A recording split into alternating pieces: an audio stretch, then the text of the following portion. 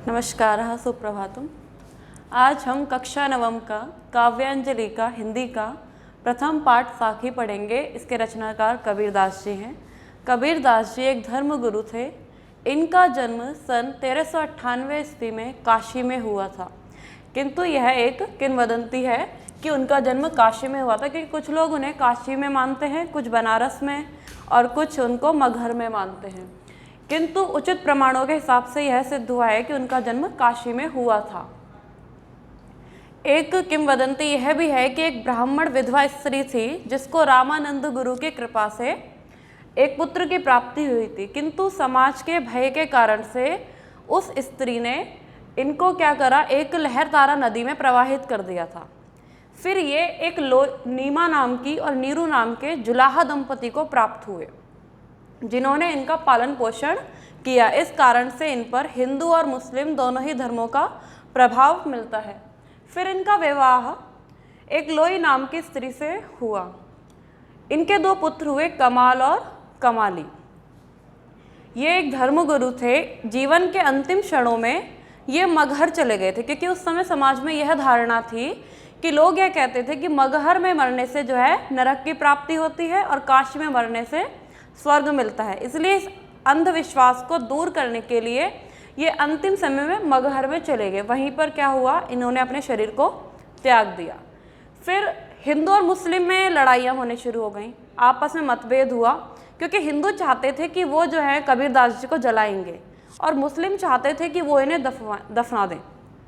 लेकिन क्या हुआ, जब इनके शव से कफन हटाया गया तो वहाँ पर क्या हुआ, फूल देखने के लिए मिले। तो हिंदुओं ने क्या करा, अपनी आस्था के अनुसार उन फूलों को जला दिया और मुस्लिम ने क्या करा, उन फूलों को दफना दिया। फिर इनकी मृत्यु कब हुई थी, 1575 विक्रम संवत में। जन्म हुआ था, ये क्या है, ईस्वी है यानी सन है, और ये क्या है, विक्रम संवत है। इन दोनों में अंतर है। फिर इनकी जो रचनाएं हैं, साखी, सबद, रमैनी, ये इन्होंने किसमें करी है, दोहा छंद में। इनकी कोई भी रचना चौपाई में नहीं है। इनकी जितनी भी रचनाएं हैं वो सब किस में है, दोहा में। तो इसके बाद हम क्या पढ़ेंगे, इनकी रचनाओं के विषय में पढ़ेंगे, साखी दोहे में। सतगुरु हमसु रीझी करी एक कहिया प्रसंग, बरस्या बादल प्रेम का भीजी गया सब अंग। सतगुरु अर्थात जो ईश्वर है या फिर जिसको हमने अपना गुरु मान लिया है। हमसु हमसे, रीझी करी यानी कि प्रसन्न होकर के, एक कहिया प्रसंग, एक प्रसंग कहा, बरस्या बादल प्रेम का, कि जब प्रेम रूपी बादल बरसता है तो भीजी गया सब अंग, उसमें प्रत्येक अंग मनुष्य का भीग जाता है।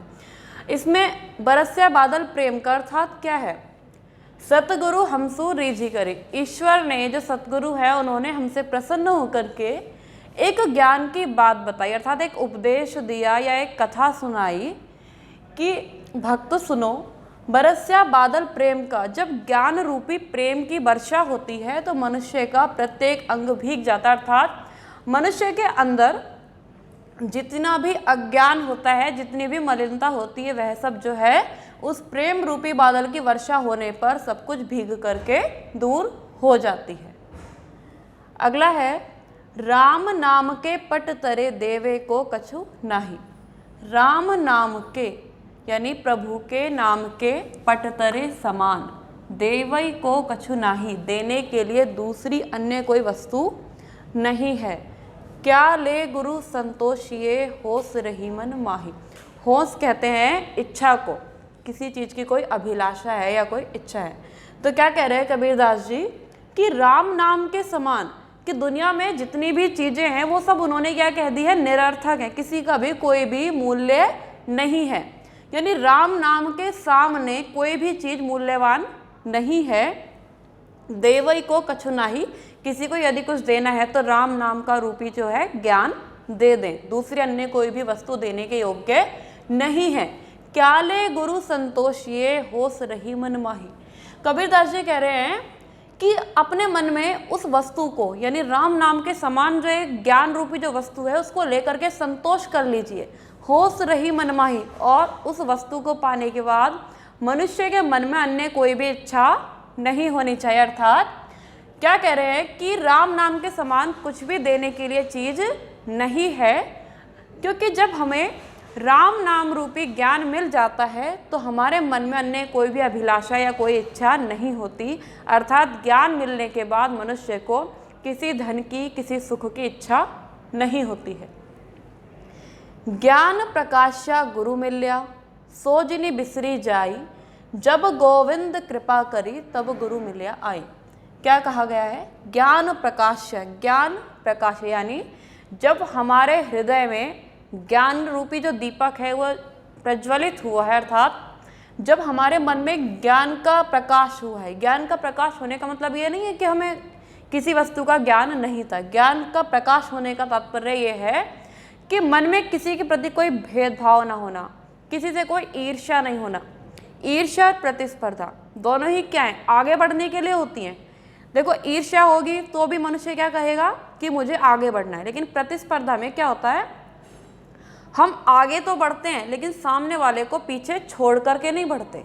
ईर्ष्या में हमें जलन होती है कि वो मेरे से आगे कैसे निकल गया, मुझे और आगे जाना है और आगे जाना है, यानी हम उसका कुछ बुरा करके आगे निकलते हैं। लेकिन प्रतिस्पर्धा में क्या होता है? खुद की जो क्वालिटी है, यानी खुद का जो एक व्यक्तित्व है, उसको निखारने के बाद हम आगे बढ़ते हैं। तो ये क्या है? ये ज्ञान है कि हमें जो है, जो सत्य है यानी जो अच्छी चीज़ है उसका हूबहू ज्ञान होना। तो जब हमारे हृदय में उस प्रकार के ज्ञान का प्रकाश हुआ तब क्या हुआ? गुरु मिला। तब मुझे क्या हुआ? अच्छा, गुरु मिल गया। गुरु मिल गया क्योंकि उससे पहले मैं जिसको भी देख रहा था उसको क्या समझ रहा था? सबको छोटा समझ रहा था अपने से। अब क्या है? मेरे को ज्ञान हुआ है तो मैं समझ रहा हूँ कि नहीं, ये महान है। सबके अंदर मुझे किसकी अनुभूति हो रही है? परमेश्वर की अनुभूति हो रही है कि मेरे सामने जो व्यक्ति बैठे हैं कि वो भी परमेश्वर का ही एक अंश है। तो इस प्रकार से कि जब मुझे ज्ञान मिला, जब मेरे अंदर ज्ञान का प्रकाश का उजाला हुआ, तब मुझे गुरु मिला। सो जिनि बिसरी जाए। तो और संसार में जितनी चीज़ें थी उनको क्या हुआ? भूल गया। यानी दुनिया में जितने भी पाखंड थे, जितने भी और बाहरी वस्तुएं थी, मैं उनको भूल गया। जब गोविंद कृपा करी, अर्थात जब ईश्वर ने कृपा करी, जब ईश्वर की कृपा दृष्टि मुझ पर हुई, जब मेरे मन का अहंकार मिट गया, तब गुरु मिले आई। तब गुरु मुझसे मिलने के लिए आए।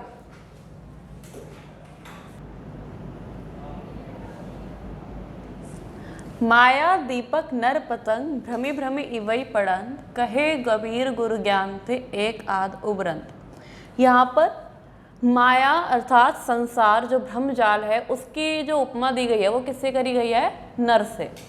ठीक है। दीपक और पतंग, दीपक से किसकी उपमा करी गई है? पतंग यानी कि कीड़े की। आपने देखा होगा जब कोई दीपक जलता है या कहीं लाइट जल रही होती है तो जितने भी आसपास कीड़े होते हैं वो दीपक के पास चले जाते हैं या लाइट के पास चले जाते हैं और वो वहाँ पे जाते हैं, लेकिन उससे क्या होता है? मरते रहते हैं, गिरते रहते हैं, लेकिन उसके पास जाना नहीं छोड़ते। माया दीपक नर पतंग। उसी प्रकार जो मनुष्य है वो माया रूपी जो ये संसार है, जो भ्रमजाल है, इसमें बार बार अनेक बार भ्रमि भ्रमि इवई पड़ंत, अनेक योनियां लेता है। लेकिन क्या है कि वो इस भ्रमजाल में फंसा रहता है, वो इससे बाहर नहीं निकल पाता है। क्योंकि क्या है, जैसे जो पतंगा है, जो कीड़ा है, उसको दीपक की रोशनी जो चकाचौंध है अपनी तरफ आकर्षित करती है, वैसे ही मनुष्य को संसार का जो भ्रमजाल है वो अपनी ओर आकर्षित करता है। जिस प्रकार दीपक, पतंगे को पता है कि वह मर जाएगा, उसका वहाँ जाना ठीक नहीं है, लेकिन वो फिर भी क्या है, उस रोशनी से आकर्षित होकर के वहाँ जाता रहता है। उसी प्रकार मनुष्य भी क्या है, अनेक योनियां लेता है, अनेक बार ज्ञान लेता है, लेकिन क्या है, उस ज्ञान का सदुपयोग नहीं कर पाता है। इस कारण से क्या है, माया यानी माया रूपी जो ये भ्रमजाल है, इसमें पड़ करके मर जाता है। इसी में बार बार अनेक योनियां लेता है, भ्रमि भ्रमि इवई पड़ंत, यानी घूम घूम करके यहीं पर पड़ा रहता है।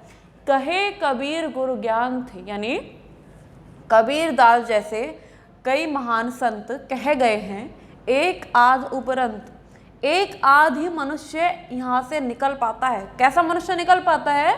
जिसको गुरु ज्ञान यानी कि जो गुरु का जो ज्ञान है, जिसको गुरु के ज्ञान की प्राप्ति हो जाती है, यानी कि जिसके अंतः मन में या जिसके हृदय में क्या है, ज्ञान का प्रकाश हो जाता है, वही एक आध मनुष्य इस माया रूपी संसार से निकल जाता है, निकल पाता है। अन्यथा अन्य सभी मनुष्य क्या होते हैं, इस पतंगे की भांति दीपक के चारों तरफ आकर के उसकी रोशनी से, उसकी चकाचौंध से, उसके ताप से जल करके राख हो जाते हैं, मर जाते हैं, किंतु भ्रमी भ्रमी वहीं पर घूम घूम करके पड़े रहते हैं।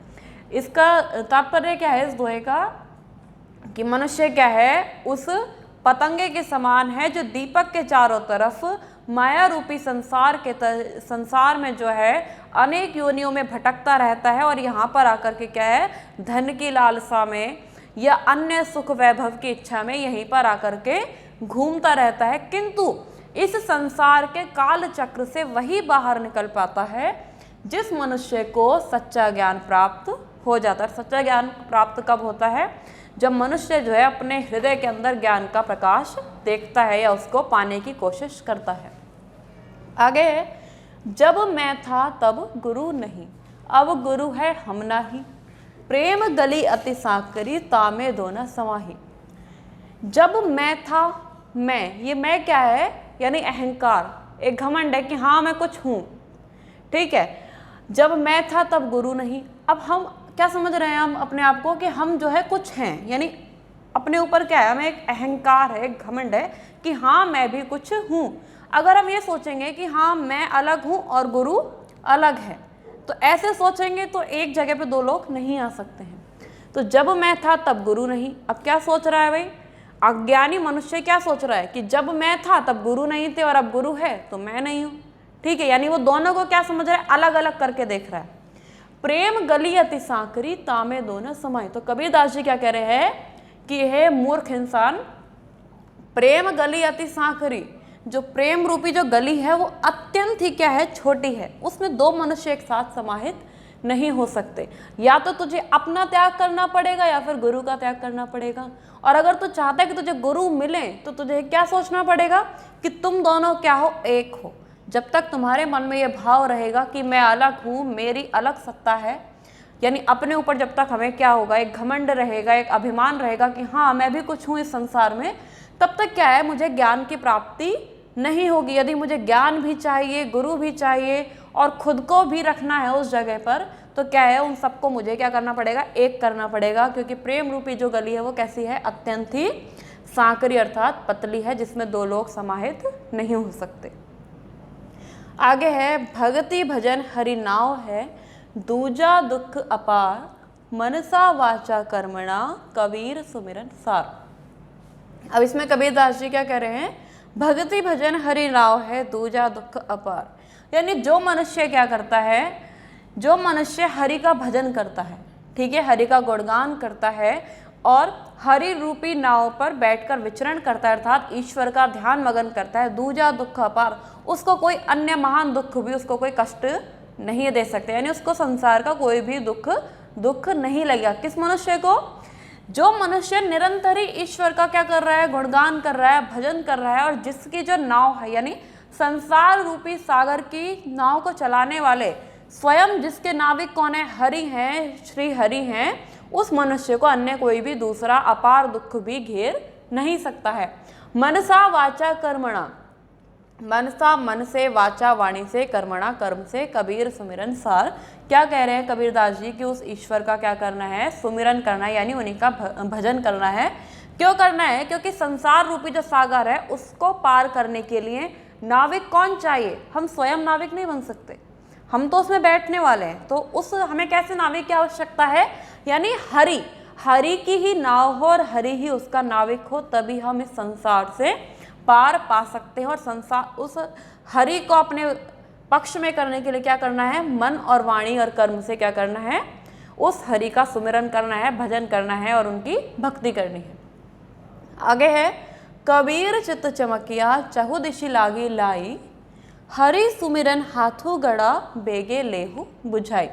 कबीर चित चमकिया, यानी क्या कह रहे हैं, चित चमकिया, चित कहते हैं किसको, हृदय को, हृदय को, मन को, जहाँ पर हमारे क्या होते हैं, ज्ञान, जहाँ पर ज्ञान प्रकाशित होता है, उस कबीर चित चमकिया कह रहे हैं। जब हमारे हृदय में ज्ञान प्रकाशित होता है, जब ज्ञान रूपी दीपक की जो लौ है वो जलती है, चहु दिशि लागी लाई, तो क्या होता है, आजकल समाज में क्या हो रहा है, चहु दिशि, चारों दिशाओं में क्या हो रहा है, लागी लाई, जो विषय भोग वासना है, यानी जितनी भी एक बुराइयां हैं उन सब की क्या लगी हुई है, चारों तरफ आग लगी हुई है।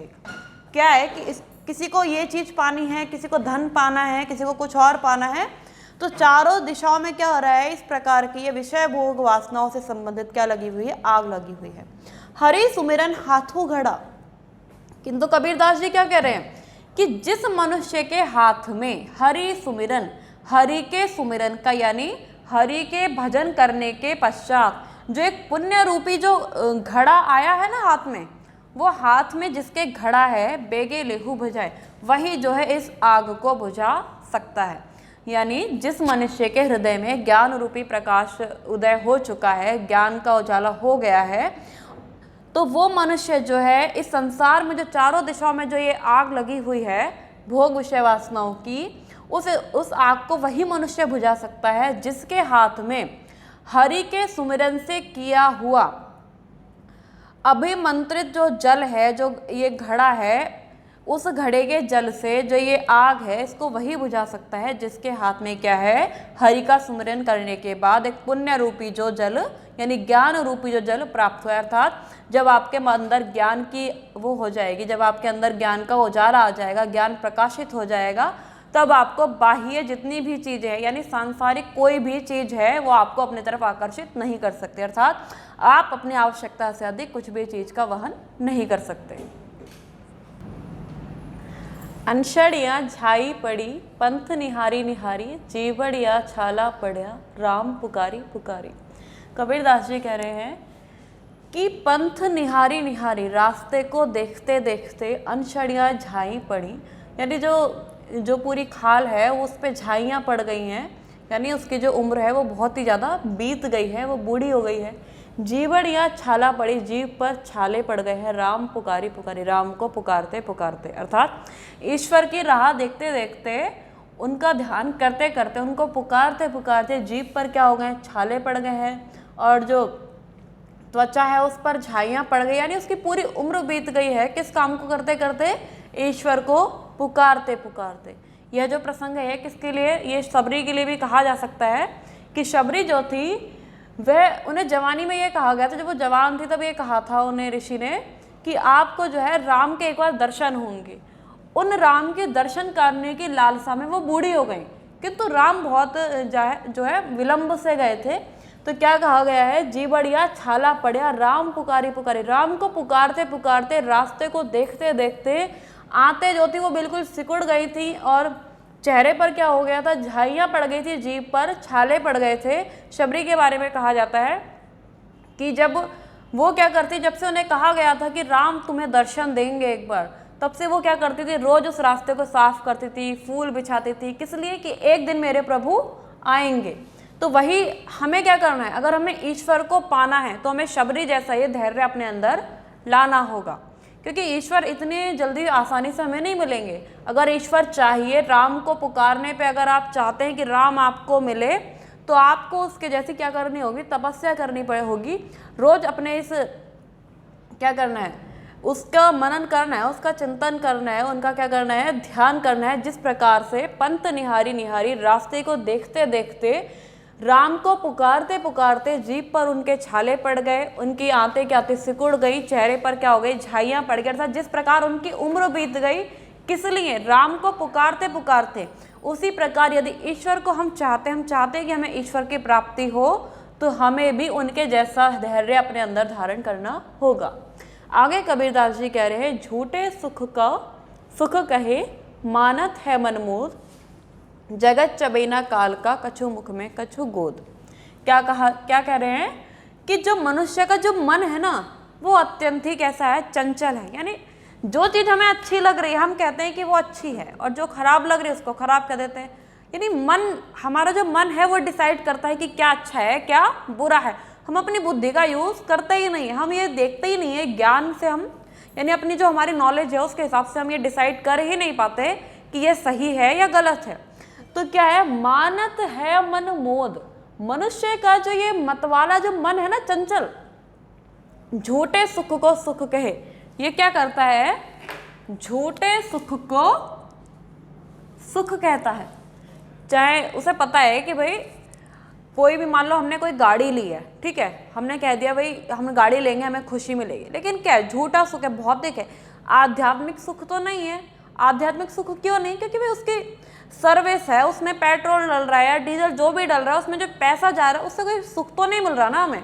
केवल कितना सुख है, एक भौतिक सुख है कि हाँ आने जाने में सुविधा हो रही है, लेकिन आध्यात्मिक यानी हमारी जो आत्मा है वो प्रसन्न नहीं हो रही है। तो मानत है मन मोद, यानी मनुष्य का जो मतवाला मन है, जो चंचल मन है, वो झूठे सुख को क्या कहता है? सुख कहता है। जगत चबैना काल का, कछु मुख में कछु गो।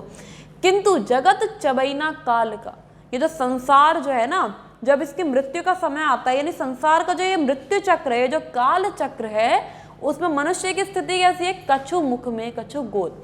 कुछ तो उसके पहले से ही मुंह में है और कुछ क्या कर रखा है? उसने अपनी गोद में रख रखा है, यानी कुछ तो उसके मुंह में है पहले से ही खाने के लिए, और दूसरा उसने क्या कर रखा है? गोद में भी वो और सामान रख रखा है खाने के लिए।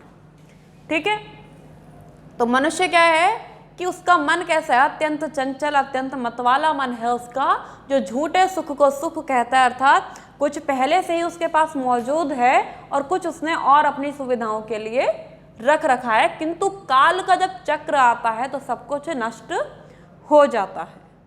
आगे है, जब मैं था तब हरि नहीं, अब हरि है मैं नहीं, सब अंधियारा मिट गया जब दीपक देखा माही। पहले वाला जो दोहा था वह भी इसी आधार पर था। तो इसमें क्या है? जब मैं था तब हरि नहीं, अर्थात जब मैं था तब हरि नहीं। यहाँ पर भी किसकी बात हो रही है? अहम की, अहंकार की, यानी मैं कुछ हूँ, मेरा भी कुछ एक व्यक्तित्व है, एक मतलब मेरी भी एक अपनी सत्ता है, एक अहंकार है उस मनुष्य को। क्या है कि जब मैं था तो बताओ वो नहीं थे, कृष्ण जी नहीं थे, हरि नहीं थे, भगवान नहीं थे, और अब हरि है तो मैं नहीं हूँ। सब अंधियारा मिट गया। ये जो अज्ञान था ना, दोनों को अलग अलग करके सोचने का जो मनुष्य का अज्ञान था कि वो अलग है मैं अलग हूँ, तो ये सारा अंधकार कब मिटा? जब दीपक देखा माही। ऐसा नहीं कि किसी ने दीपक जलाया और दिखा दिया। जब दीपक देखा माही, अर्थात जब मेरे मन में गुरु ने जो मुझे ज्ञान दिया, जब उस ज्ञान का उजाला हुआ, जब वो प्रकाशित हुआ, तब अंधेरा मिट गया। तब जितना भी अंधकार था, यानी मेरे हृदय में जितना भी अज्ञान था, वो सब कुछ मिट गया। कब मिटा? जब मुझे मेरे गुरु ने ज्ञान रूपी दीपक दिखाया, जब मैंने उस ज्ञान रूपी दीपक को देखा, सब अंधेरा मिट गया। तब मेरे हृदय का संपूर्ण अंधकार, संपूर्ण अज्ञान मिट गया। क्योंकि मैं पहले क्या सोच रहा था कि जब मैं था तब हरि नहीं और हरि है तो मैं नहीं। जब मैंने इन दोनों को एक साथ करके सोचना शुरू कर दिया, तब मेरे मन का जो भी अंधकार था वो मिट गया। अब आगे कहा है, कबीर कहा गरबियो ऊंचे देखी आवास, काल ही परियो भई लोटना ऊपरी जामे घास। क्या कह रहे हैं? गरबियो, गरबियो यानी कि जो घमंडी लोग हैं, जिनको अभिमान है ना अपनी संपत्ति पर, अपनी बहुत ज़्यादा कि मेरे इतनी अच्छी अच्छी बिल्डिंग है, इतने बड़े बड़े मेरे वो हैं, 5 स्टार होटल है या कुछ भी है, कि जिस मनुष्य को अपनी संपत्ति का घमंड है, उनके लिए कहा है कबीर कहा गरबियो। कबीर ने कहा, हे अभिमानियों ऊंचे देखी आवास, कि बहुत ऊंचे ऊंचे आवास हैं। हालांकि तुम्हारे क्या है? बहुत ऊंचे ऊंचे आवास हैं, आपको अभिमान है, आप घमंड कर रहे हैं। काल ही पर्यो भई लोटना, किंतु काल की जो गति वो कैसी है? अत्यंत ही क्रूर है। क्रूर का मतलब क्या है? निर्दयी है। जो काल की गति है वो कैसी? अत्यंत क्रूर है। वो ये नहीं देखते कि इसकी तो बहुत बड़ी बिल्डिंग थी तो इसको जमीन पे नहीं लटाएंगे, इसको कहीं और लटाएंगे। काल की गति क्या है? वो अत्यंत ही क्रूर है। भई लोटना, ऊपरी जामे घास, कि जब इंसान की मृत्यु हो जाती है तो उसको क्या होता है? जमीन पर लिटाया जाता है। तब उसको किसी 5 स्टार होटल में नहीं लिटाया जाएगा, तब उसको कहाँ लिटाया जाएगा? जमीन पर लिटाया जाता है और उस पर मट्टी डाल दी जाती है। फिर क्या होता है? ऊपरी जामे घास, और फिर उस मनुष्य के ऊपर क्या हो जाती है? घास जम जाती है। ठीक है, तो क्या है? कबीर कहा गर्वियो, हे अभिमानियों, हे गर्व करने वालों, आप इतना घमंड ना करें। ऊंचे देखिए आवाज, अपने इन ऊंची ऊंची बिल्डिंगों को देख करके, इतने ऊंचे ऊंचे आलिशान महलों को देख करके घमंड ना करिए। काल ही पर्यो भई लोटना, क्योंकि काल की गति जो है वो अत्यंत ही क्रूर है। जब समय आएगा, जब आपकी मृत्यु हो जाएगी, तो भवई लोटना, इसका मतलब क्या है? जमीन पर आपको लेटना पड़ेगा, आपको जमीन पर लिटाया जाएगा, और ऊपर से जब मिट्टी डाल दी जाएगी तो ऊपरी जमे घास, तब आपके ऊपर क्या हो जाएगा? घास जम जाएगी। तब कोई महल तैयार नहीं होगा। इसलिए कभी भी अपनी संपत्ति पर घमंड ना करें। आगे है, यहू ऐसा संसार है जैसा सैंबल फूल, बिन दस के व्यवहार को झूठे रंग न भूली। क्या कहा गया है? ये जो संसार है ना, ये सैंबल के फूल के समान है, ठीक है, जो कैसा भी मौसम हो एक जैसा ही रहता है, कभी बदलता नहीं है, ठीक है। तो बिन दस के व्यवहार को झूठे रंग न भूली। तो जब कोई त्योहार नहीं है, जब कुछ भी नहीं है, कोई बहार नहीं है, तब भी वो वैसे का वैसा ही रहता है। तो झूठे रंग ना भूली, तो किसी के झूठे रंग को भी भूलना नहीं चाहिए। क्या कहा गया है कि जो संसार है सैंबल के फूल के समान है, जो हमेशा एक समान रहता है। अगर काला है तो काला रहेगा, पीला है तो पीला ही रहेगा, उसका रंग कभी भी नहीं बदलेगा। इसलिए झूठे रंग को कभी भी भूलना नहीं चाहिए। इही औसरी चेत्या नहीं, पशु जीव पाली देह, राम नाम जान्या नहीं, अंति पड़ी मुख शेह। कबीरदासी कहते हैं, अभी भी अगर तुम सचेत नहीं हुए, इस अवसर पर भी यदि तुम नहीं चेते, पशु जीव पाली देह, यदि जानवर के समान अपने शरीर का पालन पोषण करते रहे, राम नाम जान्या नहीं, राम रूपी नाम को तुमने जाना नहीं, अंति पड़ी मुख शेह, तो अंत में तो वैसे भी सबके मुंह पर धूल ही पड़ती है, तो तुम्हारे भी क्या होगी, धूल पड़ जाएगी और तुम्हारा नाम क्या होगा, मिट्टी में मिल जाएगा। क्या कह रहे हैं? यही औसरी चेत्या नहीं, यदि इस अवसर पर भी तुम सचेत नहीं हुए, तुम नहीं चेते, पशु ज्यों पाली देह, यदि जानवर के समान एक पशु के भांति आप अपने शरीर का पालन पोषण करते रहे, यानी कि पालन पोषण से तात्पर्य है, यदि एक जानवर के समान अपने रूप को निखारते रहे, केवल क्या है अपने शरीर में, मतलब केवल खाना खाते रहे, घास ही चरते रहे उस पशु की भांति, तो राम नाम जान्या नहीं और राम रूपी नाम को आपने जाना ही नहीं, तो क्या फायदा? क्योंकि अंत में तो क्या होता है, सभी के मुख पर धूल पड़ती ही है। देखो, मनुष्य और जानवर दोनों में भिन्नता क्या है कि मनुष्य में क्या है, धर्म है, ठीक है, लेकिन पशु में क्या है, धर्म नहीं है, उसके पास ज्ञान नहीं है। मनुष्य को भगवान ने क्या दिया है भाई? धर्म दिया है, ज्ञान दिया है, सारी चीजें दी हैं, मोक्ष की प्राप्ति के लिए साधन भी दिए, लेकिन पशु क्या है, पशु को मोक्ष तो मिलता है, किंतु उसके पास वो धर्म नहीं है, वो ज्ञान नहीं है। यदि कोई मनुष्य राम रूपी नाम का जप नहीं करता है, केवल पशु के समान अपने शरीर का पालन पोषण करता रहता है, तो वह किसके समान है? पशु के ही समान है। तो यही औसरी चेत्या नहीं, पशु जीव पाली देह, यदि इस अवसर पर भी तुम नहीं चेते, तुम सचेत नहीं हुए, पशु जो पाली दे, यदि पशु के समान शरीर का पालन पोषण करते रहे तो क्या होगा? राम नाम को तुमने जाना ही नहीं, तो क्या होगा? अंति पड़ी मुख से, अंत में तुम्हारे मुंह पर भी क्या होगी? धूल पड़ जाएगी, अर्थात तुम्हारा नाम भी क्या होगा? मिट्टी में मिल जाएगा।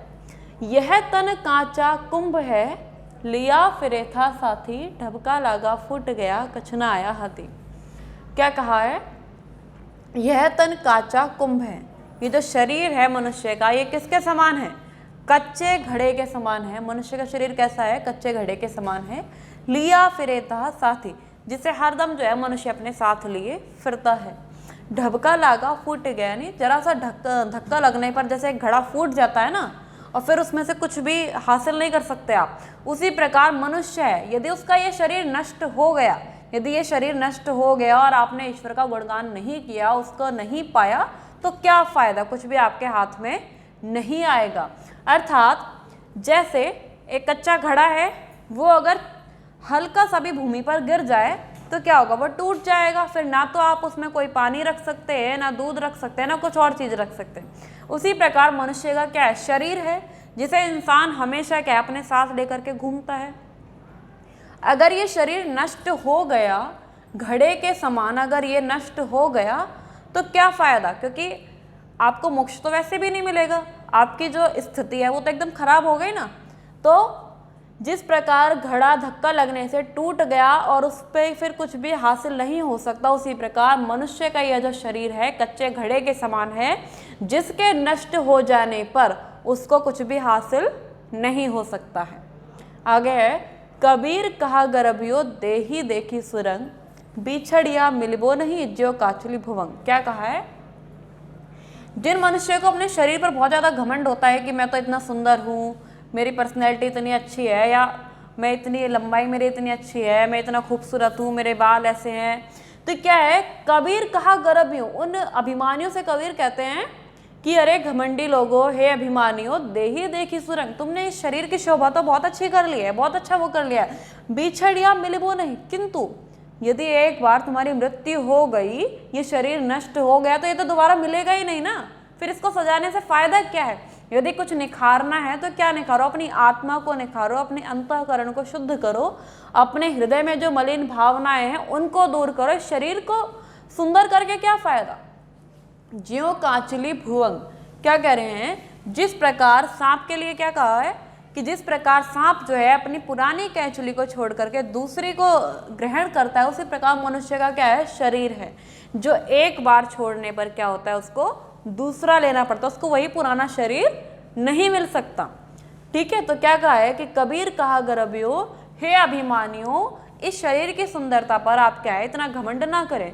क्यों? क्योंकि ये बिछड़ने के बाद आपको दोबारा नहीं मिल सकता। किस प्रकार नहीं मिल सकता?